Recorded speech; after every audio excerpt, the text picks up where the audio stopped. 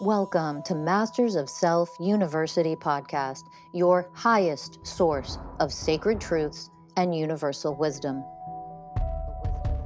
Hello, beautiful souls. I'm Rachel Fiori, mystic, spiritual teacher, psychic healer, and founder of Masters of Self University. Join our journey of soul transformation as we deep dive into this latest episode.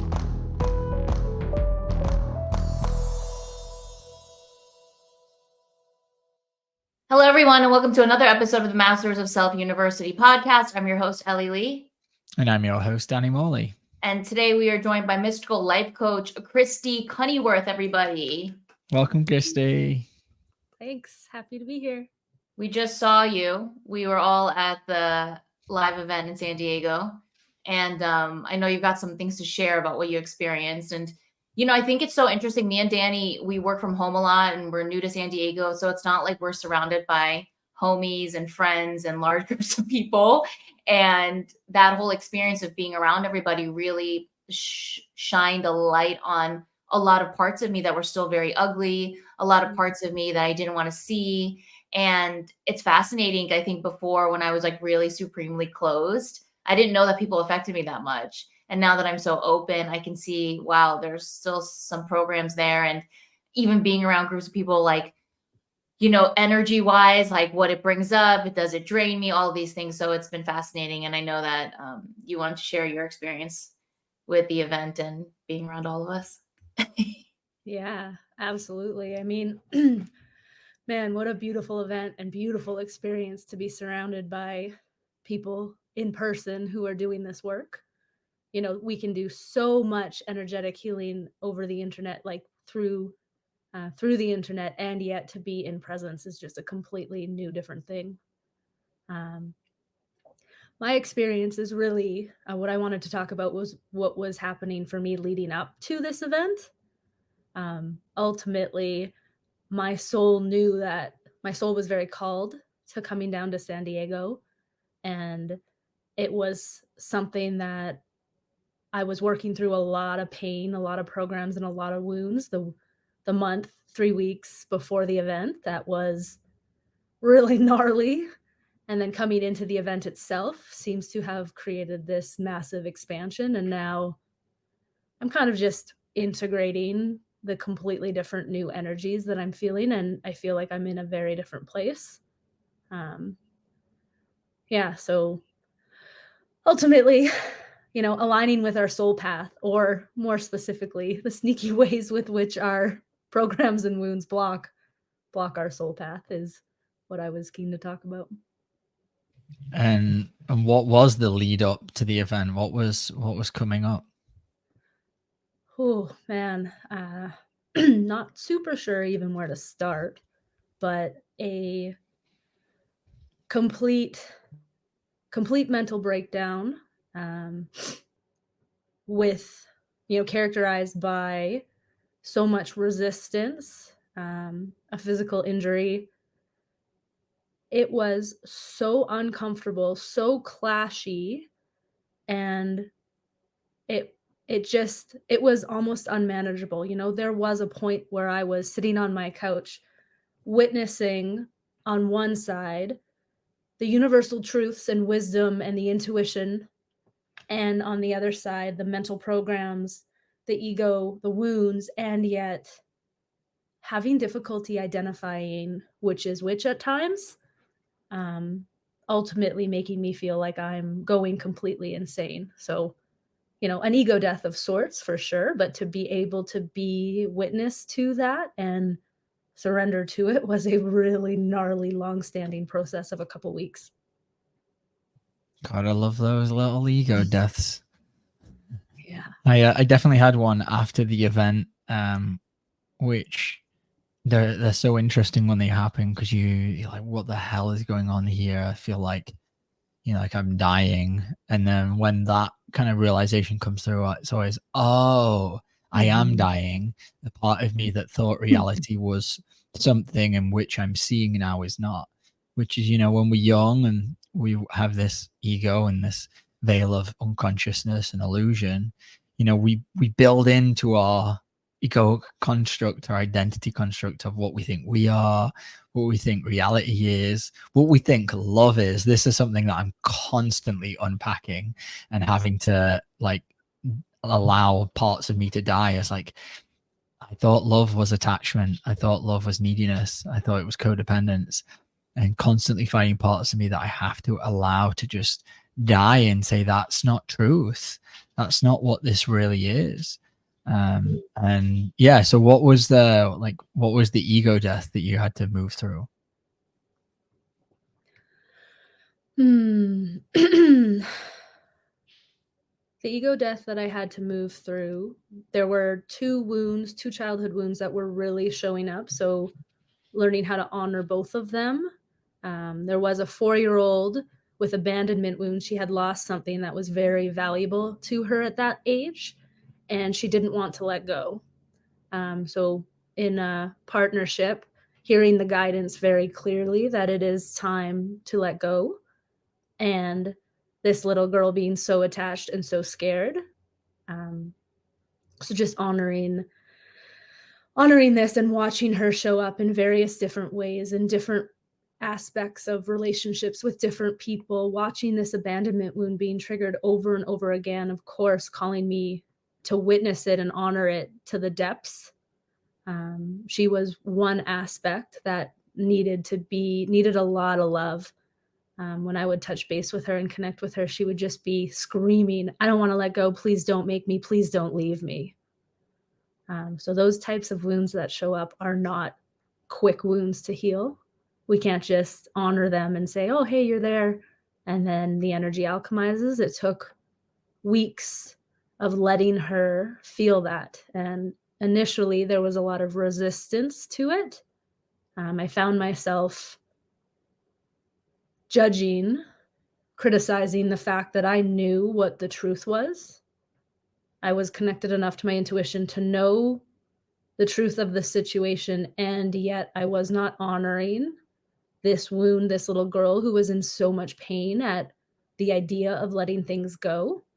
So I kept just telling her, it's time to let go, let it go, almost aggressively. And that didn't work very well with her. So it was a settling back into really honoring the extreme pain, the extreme fear that she was feeling, and learning how to teach her that it's okay to be scared, that it's okay to not be ready to let go, even if the truth of the situation is that it's time. If she's not ready, then she just needs more love, more connection, more validation in her feelings.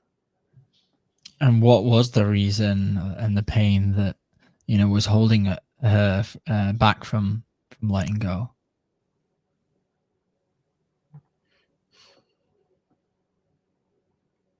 It's the second wound that was being triggered. Is the fear of change, the fear of uncertainty, and of not knowing what comes next in the spaciousness of letting go of what is no longer meant for her.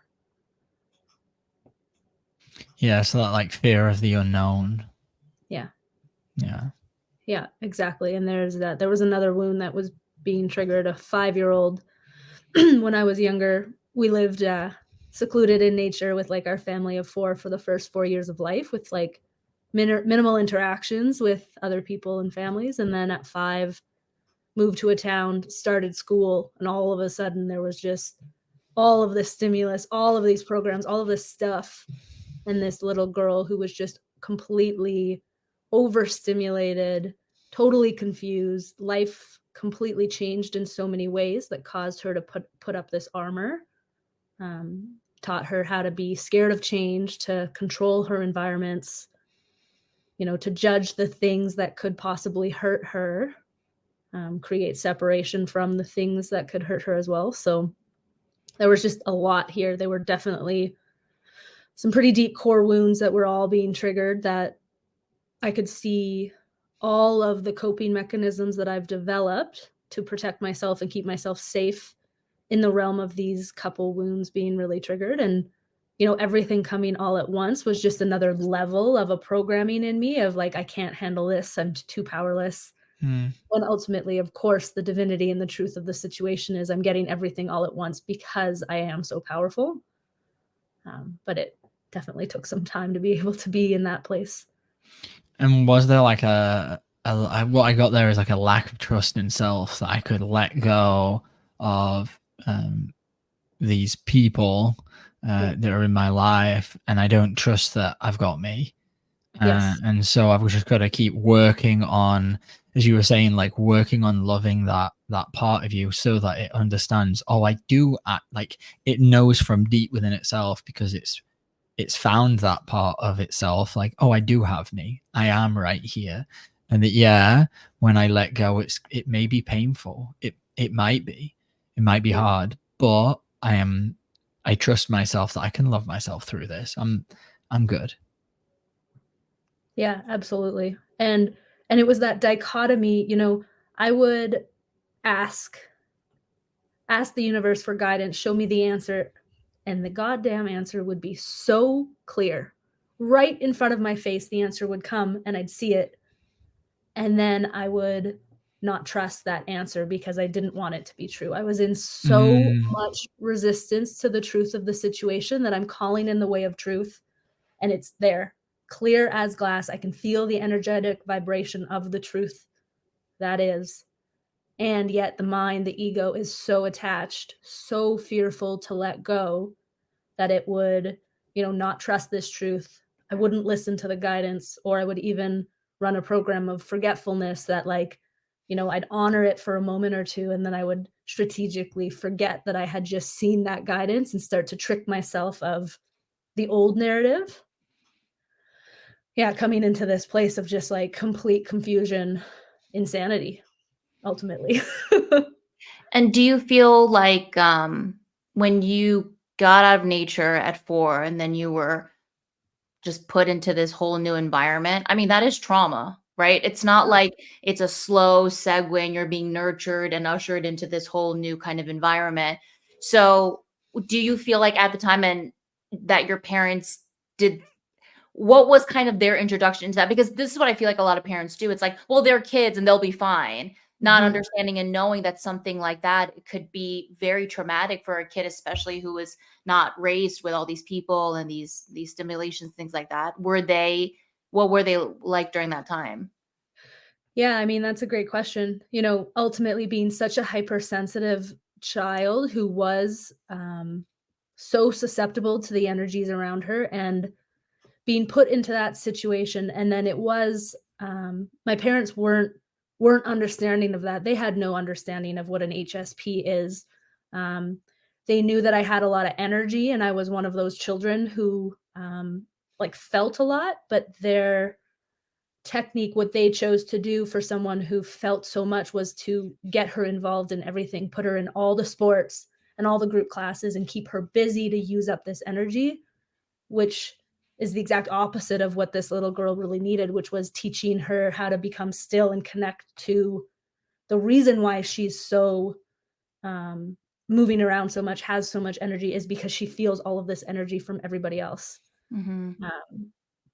So I feel it was my parents didn't necessarily understand me, which ultimately didn't allow them to give me what I needed in that situation. But moving from a community or a, natural environment that's just one house on the ocean in nature to a community also triggered a lot of wounds and programs in my Yeah. parents. You Mm. know, when before, for example, my whole family was actually very accepting and understanding of what and who I was until that point, because there was no outside stimulus telling them that I should be different or otherwise. And when we started school, I felt a big shift of my mom wanting to fit in, my mom wanting to make friends, um, ultimately leading an leading to an inacceptance of me as I was, and then the programming of I'm not acceptable as who I am because I'm so different, I don't fit in, um, kinda started showing up. So there was a lot of wounds developed at this age of 5 that, yeah, huge trauma, truth be Yeah. told. Yeah, and I point this out because I want everyone to understand at home. We do we repeat what was done to us, right? So when you're experiencing this, I'm about to go into the unknown, I'm about to go into change, this is really scary, and your inner child is going, I don't want to, don't let me go there. When we're sitting there and we're forcing our inner child to just go, just accept it, suck it up, we're doing and repeating what our parents did to us. And so for me too, there's a lot of force with my inner child. Like, Same. we gotta go to New Earth. Yeah. Either buck up, suck it up, sis, and let's go. And she's sitting there and she's scared, she's frightened, she's nervous, she's feeling all of these things. And my entire childhood and upbringing was force. Yeah. And so how many of us show up as our parents and do to our inner children now what was done to us when we were children? Like, why would our inner child trust us? Rachel always talks about this, like, we're showing up as the adult that the inner child knew wasn't safe, wasn't secure, was scary, all of these things. And so this is an integral part of the journey, is showing up to the inner child the way that they needed the parent to show up. This is what the mystical parent is can you nurture them? Can you love them? Can you let them know, like, I'm right here with you. You've also got you, but I'm also right here, and ushering them into the unknown with all of that unconditional love. Everything they needed when they were that child that was experiencing that trauma is what we give them now. And that's when you do that, it's such a shift, because you can feel the way of compassion. You can feel the way of unconditional love. You can feel trust starting to build.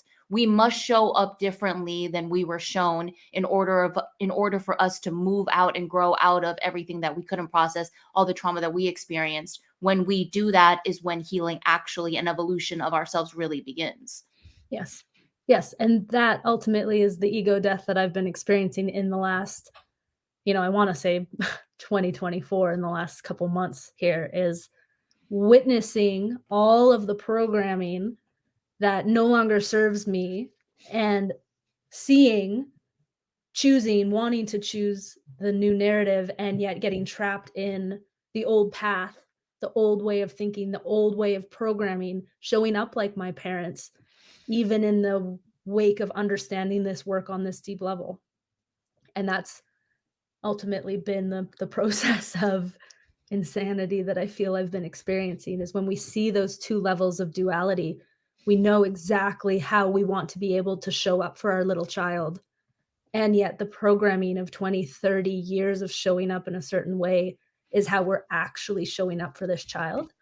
And then being able to meet ourselves where we're at, because the resistance comes in of, I don't want to be here. I know how I should be showing up for this child. And it's a very slow process, it seems, to get there. And it took a couple months of, recognizing through trial and error how I'm showing up like my parents, how I'm showing up, not honoring, not validating this little girl, not listening to the intuition, not listening to the guidance, resisting her pain and suffering. And then through making these mistakes and sitting with her and going deeper into what she actually needs, being able to then, remedy.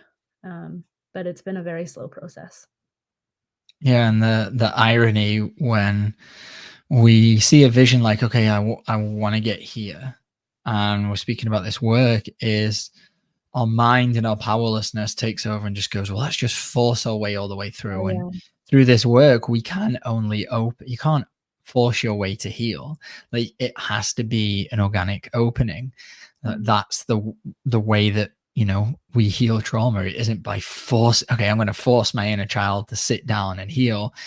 And that part of us can perceive it like that. And I know, Ellie, that's what you were speaking of earlier, was like, whenever it's like, okay, we're gonna go to New Earth, and then all the programs that are in there are like, okay, we've got to force our way get there, and you have to sit down and you have to heal right now, everything, all that.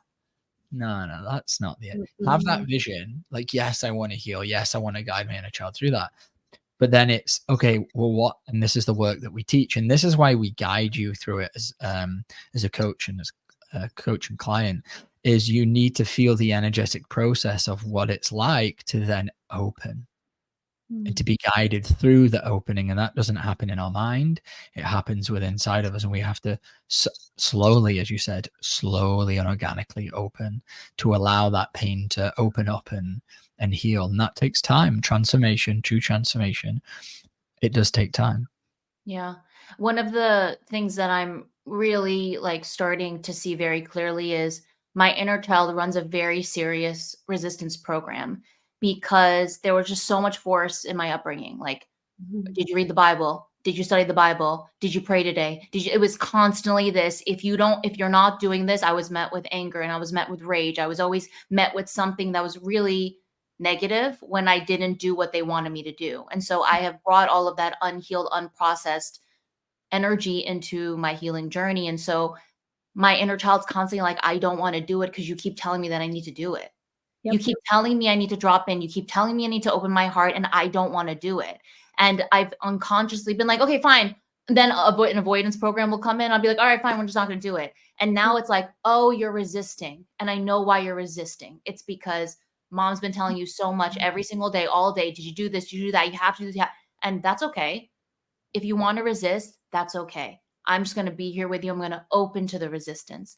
And that shift is what allows the resistance to start transforming instead of, oh, you want to resist? Fine. We'll just resist and let the program play out. And there's such a difference. You have to get to a place where you can see the subtleties of that, of resistance is here. I'm not going to force it. Just love the resistance, open to it. It's okay, Mm. little girl, like take the time that you need. I get it. There is a lot of trauma there, and that is fine. And I'm going to be right here with you.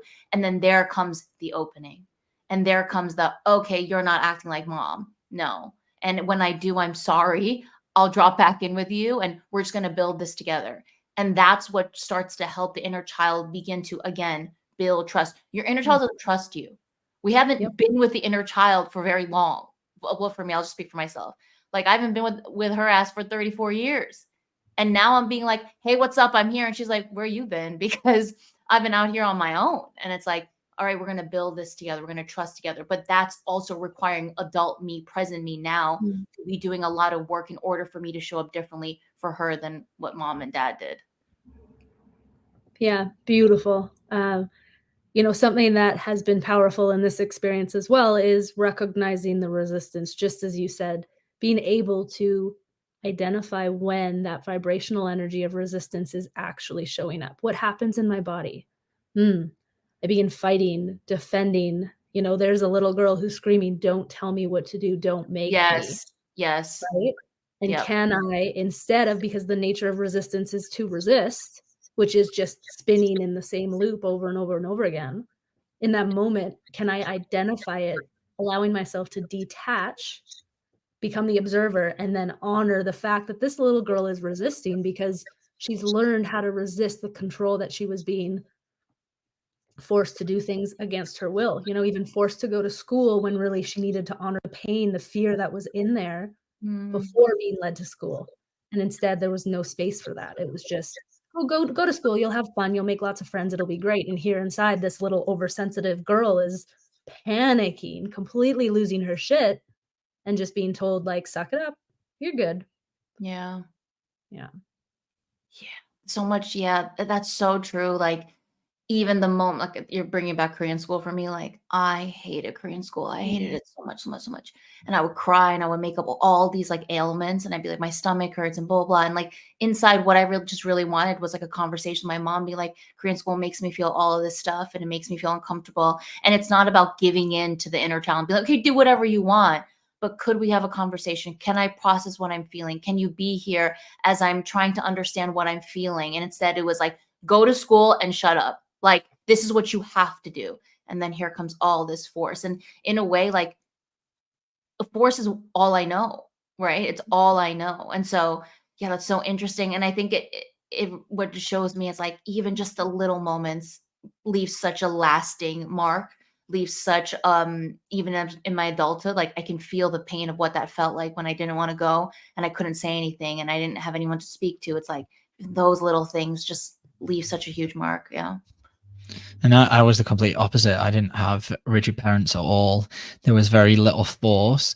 And so, ironically, what my little inner child learned is, well, the permissive, give me no boundaries thing, that doesn't work. So I have to learn to just be rigid with myself and just force, force, force. And this is how these parenting styles, these toxic parenting styles can switch generation to generation. my grandparents were extremely rigid. So my dad became extremely permissive and just allowed me to do whatever. And then I became very rigid with myself, with the animals that we raise. And that's how they flip flop. They go back and forth like that. And I learned, yeah, I've got to be rigid. I have to force myself to do things, otherwise things won't get done. And it doesn't work. It doesn't work at all. And just last night, Ellie, you were guiding me through a particular wound, and you saw the resistance come up, right? You said, what did you were guiding me through something, and I'll let you take the mic. I was guiding you something, and I said a sentence of completion of, I blame the universe from what I'm experiencing. And immediately he shifted into this energy that was like, no, I don't. He didn't say, no, I don't, but his energy shifted completely. And I wrote, oh, he's frustrated and annoyed right now. And instead of saying it, I just let him take it. And he was like, that was really frustrating for me to feel when you said that. And I was like, yes. But that was the key that unlocked him to go deeper into what's actually going on here. Yeah, and in those shooters, I was like, oh, she's forcing me to look at this. Like there was all this resistance there because I know this work. I was like, oh, there's resistance. I know this frequency, just open. Oh yeah, underneath the resistance was the frustration, and then underneath that, it's like, okay, bro, why are you really frustrated? And it was because no one's listening, no one cares. That was the real pain right there. And I didn't want to feel that. So it's like, well, let me just resist and blame. Yeah. That's much better. That feels way better than actually feeling that no one cares about me. Yeah. And even deeper to that was when you said to me, I don't feel that, right? I think that's what you said to me. You're like, oh, I don't think that's what it is. I could feel the energy of what you haven't processed aimed at me. And instead, it was really the energy that you feel towards a certain parent or parents if we go deeper into it. So, it's just energy don't lie. Tells you everything. That's why it's so powerful to start to learn to read the subtle energies that get activated in us so that we can identify our own wounds and then the wounds of others, because, that allows us to guide people the way that we do, right? Yeah. And so let's get back on this ego death train, because I think this is such a brilliant time. With today, we're filming this on the I think the lunar eclipse or the solar eclipse. Full moon. Lunar, I think it's one of the eclipses. And so definitely a big time to allow things to die and to see things that are dying. And so coming to the event, Christie, you're coming to this event, you're going through this like ego death. Keep going down on this story. Did you fully die, before you got here, or did that process start happening while you were here in San Diego? Yeah, I would say the last 3 weeks before coming to San Diego were just getting increasingly volatile, increasingly intense. In preparation for the event, all of my wounds were being activated. All of my shadows were coming to light so that I could be able to receive the energies that were going to be transmitted in the event. And it was probably about the week before when I would call it a mental breakdown. It was one of those experiences where I got to a point where I just was not okay. And the mental programs were so strong that I could not comprehend anymore. That was the moment of ego death for me, was sitting on my couch, like rocking back and forth going, I am not okay right now. I'm not okay. And witnessing the mental insanity and the mental chatter being so strong, and at the same time simultaneously knowing this work, so being able to connect to my heart and my light at the same time. So instead, I work in emergency and psych nursing. In that moment, I had a choice point, and I chose to connect to my heart and my divinity and practice this work when I would have been justified, or in our society that we live in, people would call an ambulance, show up to the emergency department, end up getting admitted to a psych unit. This is called a mental break. This is what we call a psychiatric breakdown. They would be admitted to a psych unit and then they'd be given pills to suppress the symptoms that they're feeling. And lucky enough, I practiced this work. I was able to be present with the insanity that I was feeling while also having an aspect of detachment, knowing how to connect to my heart, how to call in the different ways of oneness, even through the mental insanity that was running through my mind. So I would kind of fluctuate between, I'm not okay, I don't know what to do, and then go, okay, back to the work. What way of oneness do I need to become right now? And the answer would show up, and I'd call in that way of oneness. And then the mental programs would come back in, and I'd feel them for a moment, feel the insanity, feel the energetic vibration raising or lowering and getting more intense before I'd recognize again, okay, this is another choice point. What do you choose to connect to in this moment?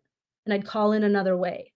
And what I noticed was eventually, over the course of maybe 45 minutes, I ended up seeing that the mental programs were still spiraling. I'm not okay. This is not okay. Something's wrong. And yet, when I tapped into the energy had shifted because I had been working with the different ways of oneness that I needed to call in that moment. And I was able to recognize, okay, the mental stimulation, the programs are still there, but they don't have the energetic vibration anymore. So I was still running the programs, like the mental programs, but the energy had already shifted. And I found myself going, oh, now I'm just mindlessly running these words that actually the energetic vibration is no longer attached to them. And I was able to take myself to bed, and the next morning I woke up in a completely different state. Yeah, I mean, that was a good explanation of energetic detachment there, is when we ground enough, we can see those programs as just that, just programs, not our true reality. Yeah, we might be experiencing it in our reality, but that doesn't mean, it's 100% truth. And I feel you so much on the I'm not okay. This is a program that I've ran since I was very young. There's something wrong. And for me, that led to a lot of a few breakdowns for sure. A few times admitting myself to the hospital saying there's something not right with me. I was very grateful that during those times they didn't pump me full of pills. But I probably would have said yes if they, offered me a way out of the suffering that was in. So I offer so much compassion to anyone that does go through that. But it also, just led to a lot of just being completely trapped in my mind and these spiraling bouts of anxiety and panic attacks. But is this a pattern that's been with you all of your life? Is this mental breakdown that you described, is that something that you've moved through before and it's been more challenging without this work? Yeah. My 20s were characterized, like you said, Danny, with depression, anxiety, PTSD. I'd been in a bad car accident and I truly did not know how to manage, and I didn't have the tools. I would say panic attacks were quite common. I ran programs of codependency. So the moment that I would start panicking, I'd call my parents for help and support, which would just, of course, keep me spiraling in the same mental narratives that I was telling myself, keeping me trapped in the loop. It has been quite some time since my last mental breakdown of this magnitude, like a decade or so. But it is something that felt familiar when I tapped into it, like something that really was calling to be healed in the perfect timing with this experience.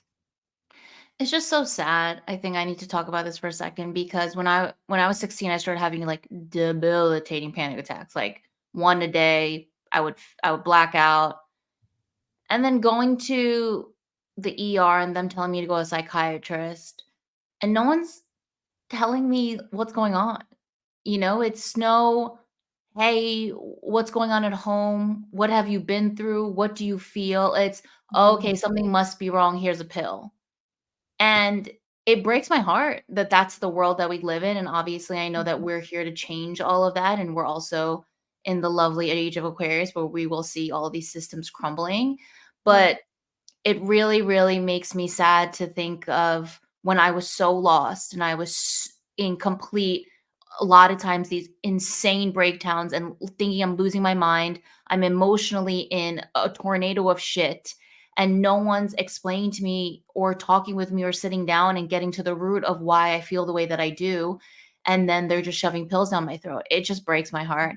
And how many of us just fall victim to the system. It's so sad. And um it's exciting also to know that now we're seeing through all of that, and there is work here to help guide us back home, but also so many that are lost and just taking the pill and being admitted into psych wards and not, I'm seeing a lot of people on TikTok like losing their minds, and no one's explaining to them why they're going crazy or why they feel the way that they do. And here's a pill, and then the pill makes them crazy. So here's another pill, and here's another pill, and then just find the right pill to just cope, just to keep us so powerless and weak and a slave to this system, to this pill, to this drug. I mean, I needed it. I needed it to get through this life, instead of someone teaching me, you don't need any of that. Let's connect. Like, oh, it just, that's why we're here doing what we're doing.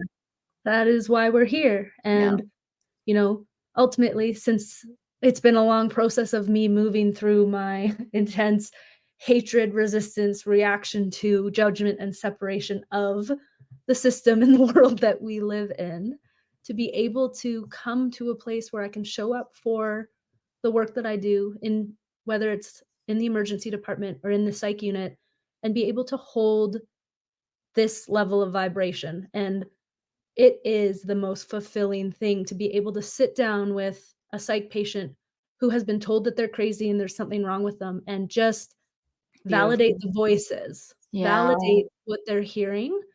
They go from psychotic to lucid in a moment. That's All insane. they need to be is validated. And yet we're not doing that. And it's changing, right? People are starting to do this. Yeah. But Wow. it just goes to show, how one person, regardless of what system we're in or where we're showing up, we can make a difference with this work just by embodying, just by being who we are, showing up in a different way and not fighting the system. Because it's been years that I've just fought the system, and I wasn't able to be the anchor point of the light within the same system that was causing me so much suffering.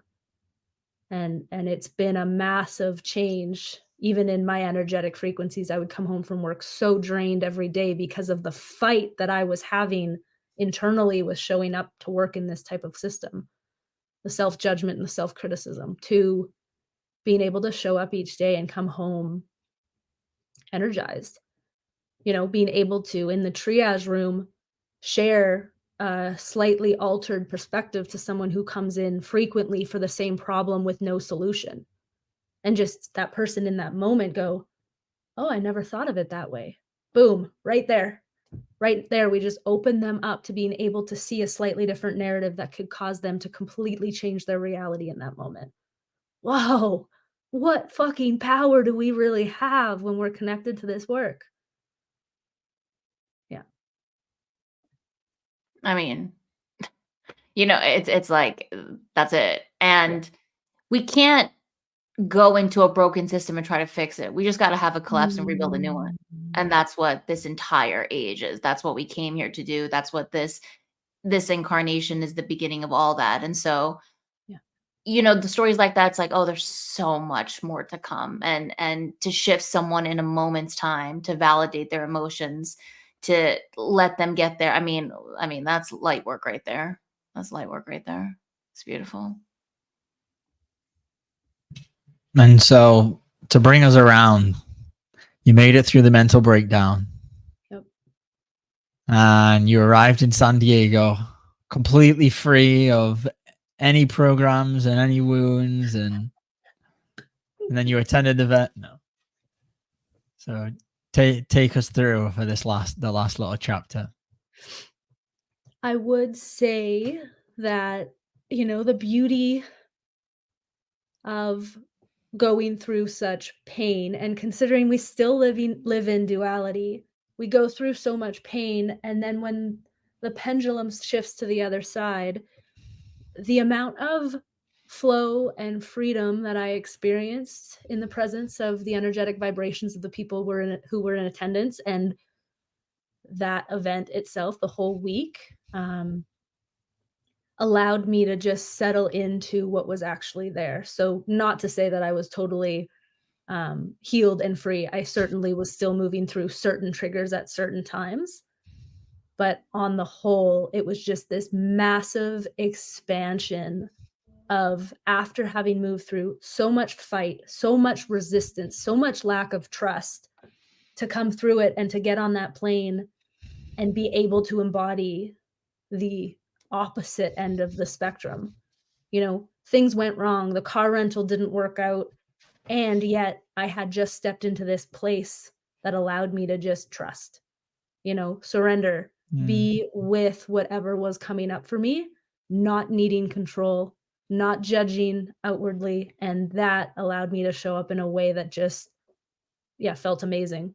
And it feels like it was a really expansive event. And I'm been home for a week now, or less than a week, 5 days perhaps. And it's been a beautiful integration period, and also noticing the subtle energy of excitement at not being in so much pain, noticing the subtle energy of potential attachment, or the risk of attachment, to feeling good, free, trusting, surrendered, and having to be very mindful, because I've seen this in myself before, of that flip-flop from so much pain and so much suffering to attachment to the freedom, attachment to the ease and the flow and the deep knowing and the intuitions that come with being in this place. So, ultimately, this would be the definition of bipolar if you were looking at labels. This is why we define people as that, right? They go through these deep, dark, difficult experiences and then flip-flop, and we look at that and go, well, that's not normal. You should just be neutral and steady all the time. When, of course, that is not truth. It's ridiculous. Beautiful. And you enjoyed the event? Yeah. It was amazing. It was rad. My whole body was vibrating the entire event. All of the energetic stuff that was in there was just like coming through. Yeah. Not to say it felt good either. For all those listening, if you didn't know, we are starting to hold live events here in San Diego. We just had our first one on March 16th, which was a huge success. And Ellie and I were both there. Ellie actually hosted the whole thing, and it was a really beautiful time for some of the clients and students that we work with. We have some of our student coaches who came and attended. A bunch of the coaches flew in, like Christie. A lot of new people too. Yeah, and a bunch of just new people who are ready to learn. Some of Ellie's followers from her Instagram journey and TikTok journey. It was just really beautiful to see, for us all to get together and then witness Rachel in all of her magnificence.